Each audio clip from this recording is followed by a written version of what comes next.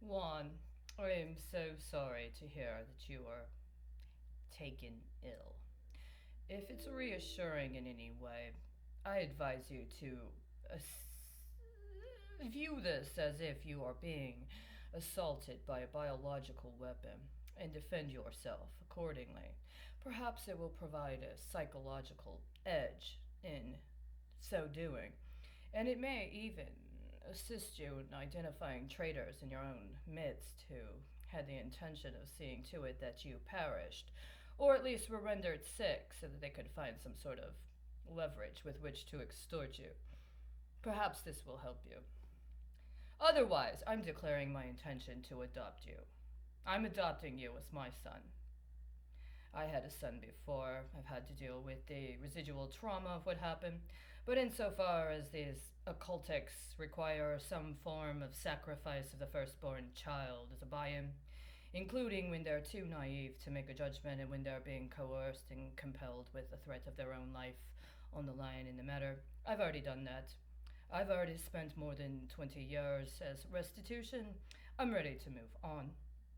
I have no desire to engage in such high stakes scenarios with minors, and you are well above the age of consent. Perhaps it will find you aid at this point in time, insofar as there may be a relationship with my country, which I understand is actually one of, if not the primary point of origin for this biological weapon that's being used against you.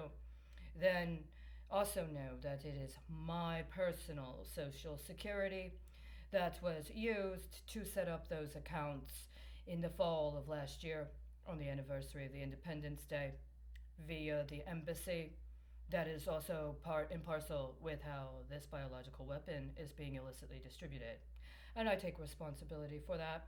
If nothing else, it gives me a priority in terms of identifying who may or may not be eligible for adoption and hence preclusion from any sort of fatal consequences.